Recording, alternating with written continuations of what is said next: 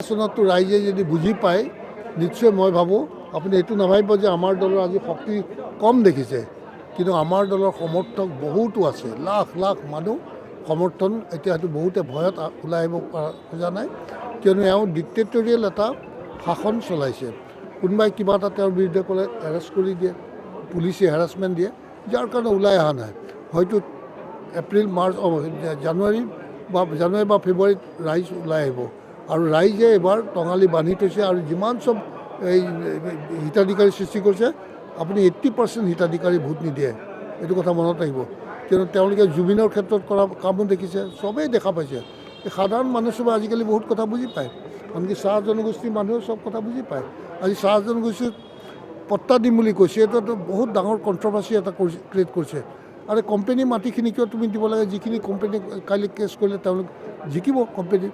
কিন্তু কোম্পানী বা তুমি কিছু মাটি যদি দিব খুজিছা পাৰ্মানেণ্ট লেবাৰসকলক, কোম্পানীটো বহুত চিলিং চাৰপ্লাছ মাটি থাকে, বা কোম্পানীয়ে চৰকাৰে ৰিকুইশ্যন কৰিব পাৰে এখন বাগানৰ কিছু অংশ ৰিকুইশ্যন কৰি তাক তেনেকৈ এক কথাকৈ যদি মাটি তেওঁলোকক পাৰ্মানেণ্টলি পট্টা কৰি দি দিয়ে, ৰিকুইশ্যন কৰি গভৰ্ণমেণ্টত কৰি লৈ পেলাই দিয়ে, তেতিয়াহ'লে এইটো সমস্যা সমাধান হ'ব।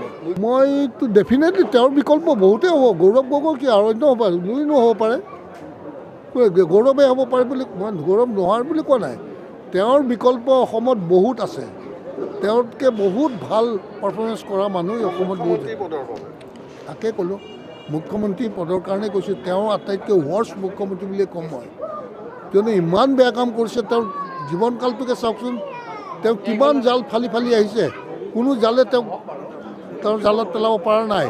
আৰু এতিয়াও যে কোনোবাই জালত পেলাব পাৰিব সন্দেহ আছে, কিন্তু ৰাইজে এবাৰ জালত পেলাব, এইটো মই যিটো অনুভৱ কৰিছোঁ, ৰাইজৰ মাজত থাকি দেখা পাইছোঁ, এবাৰ জালত পৰিব। হ'ব আমাৰ লুইনো আমাৰ হ'ব পাৰে, স্বাভাৱিক। কিয়নো জাতীয়তাবাদ আজি আঞ্চলিক দলটোক অসমৰ ৰাইজে পুনৰ এবাৰ চিন্তা কৰিছে, কিয়নো অসম গণ পৰিষদ আজি অসমৰ ৰাইজৰ মনৰ পৰা সম্পূৰ্ণ আঁতৰি গৈছে। আৰু আহিলেতো ভাল, তেওঁলোকৰ মেইন ৰোড নাথাকিলে কেতিয়াবা আহিব লাগিছিল, তাতে মূৰ জোকাৰিব লাগিছিল, বিজেপিৰ লগতে মূৰ জোকাৰিব লাগিছিলে।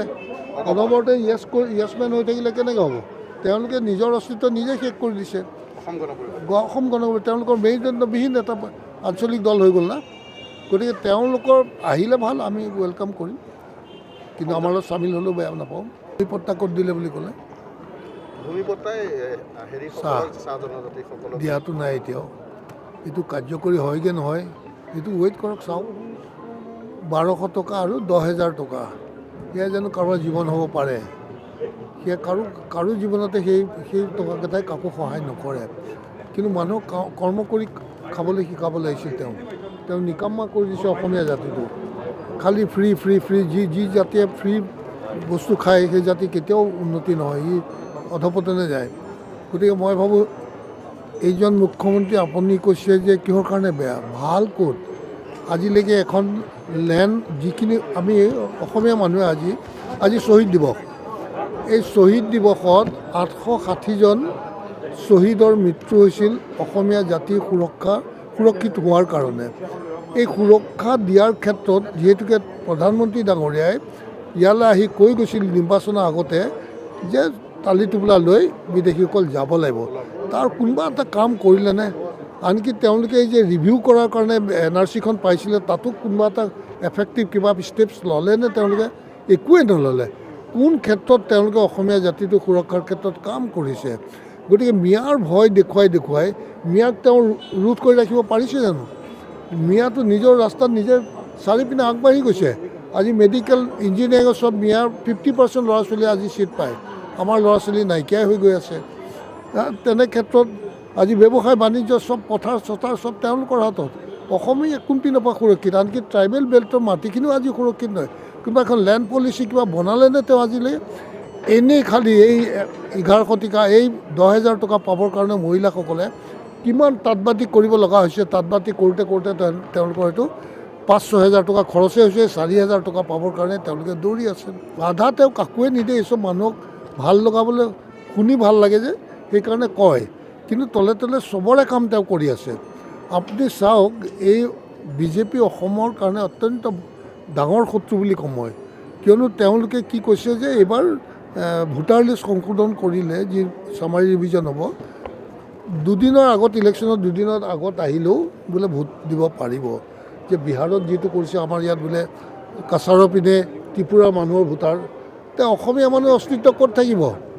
এইটো নিৰ্বাচনত হয়তো আকৌ একেবাৰে শেষ হৈ যাব। গতিকে অসমীয়া মানুহ সজাগ আৰু সচেতন হওক। তেওঁৰ এই ফাল্টু কথা কিছুমানত মানে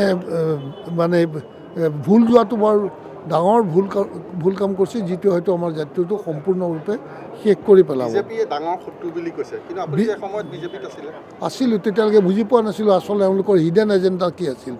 আপুনি মনুস্মৃতিৰ কথা জানে জানো? মনুস্মৃতি জানে নাজানে? তেওঁলোকে কি বুলি কয়, সংবিধান নামানে। ভীমৰাও আম্বেদকাৰৰ সংবিধান নামানে। তেওঁলোকৰ এখন নিজৰ সংবিধান আছে, সেইখন মনুস্মৃতি। সেইটো আৰু অলপ দীঘলীয়া হ'ব, তাক চাওক আপোনালোকে। মনুস্মৃতি মানে তেওঁলোকে 4টা জাতত সমাজখনক ভাগ কৰিছে। এটা হ'ল ব্ৰাহ্মণ, এটা হ'ল ক্ষত্ৰিয়, আৰু এটা হ'ল বৈশ্য, আৰু এটা হ'ল শূদ্ৰ। এই 3টাকটো জানে, বৈশ্য বেপাৰী, ক্ষত্ৰিয় বাৰু ক্ষত্ৰিয় হিচাপে জানে, ব্ৰাহ্মণে, আৰু শূদ্ৰসকল হ'ল আটাইতকৈ নিচ তল পৰা জাতি। এই শূদ্ৰত আমি পৰোঁ। আমাৰ অসমত যিমান OBC আছে, গোটেই ভাৰতবৰ্ষৰ চব শূদ্ৰত পৰে। আৰু এই শূদ্ৰসকলক দমন কৰি ৰখাটোৱে তেওঁলোকৰ স্ববৰ্ণৰ উন্নতি আৰু বা তেওঁলোকৰ প্ৰভুত্ব আৰু দাসত্ব ৰখাটোৱে তেওঁলোকৰ মূল লক্ষ্য আৰু উদ্দেশ্য। নহ'লে সৰ্বানন্দ সোণোৱালক কিয় আঁতৰাই দিলে? তেওঁতো ST মানুহ আছিল, তেওঁ কিয় বেয়া কাম কৰিছিল জানো? তেওঁকতো আঁতৰাই দিয়া কোনো কাৰণ নাছিলে। আনকি আপোনাৰ ৰামনাথ কোবিন্দ ভাৰতবৰ্ষৰ আছিল নহয়, তেওঁ প্ৰেছিডেণ্ট আছিল। তেওঁ যেতিয়া এজন ভাৰতবৰ্ষৰ আটাইতকৈ হায়েষ্ট পদত থকা এজন ব্যক্তিয়ে যদি এটা মন্দিৰত গৈ ভিতৰত গৈ পূজা কৰিব নোৱাৰে, ৰামনাথ কোবিন্দ চিডিউল কাষ্ট মানুহ, তেওঁ কৰিডৰত পূজা কৰাইছে, তাতকৈ আৰু লাগেনে এওঁলোকৰ ইণ্টেনশ্যন আৰু লক্ষ্য কি আছে? গতিকে সেইটো কথা অসমৰ ৰাইজে বুজি পাওক। আজি ST SC OBC চবৰ লগত সংঘাত লগাই আছে, অসমীয়া জাতি থাকিব নিজে টান কৰি পেলাব। গতিকে বিজেপিৰ পৰা অতি সোনকালে ওলাই আহক। আৰু মইতো ভাবোঁ, যিটো দল ST SC আৰু OBC ঘোৰ শত্ৰু, আৰু সেইখিনি মানুহে এইটো দলক মূৰৰ ওপৰত তুলি ৰাখিছে, তেওঁলোকতো চব ওলাই আহিব লাগে। মই ভাবোঁ ST SC OBC, কিন্তু তেওঁলোকৰ বিৰুদ্ধে এই দলে অহৰহ কাম কৰি আছে। গতিকে অলপ বুজি পোৱা সময় ল'ব, কিন্তু এই চব দেখুৱাই দিলে নিশ্চয় বুজি পাব।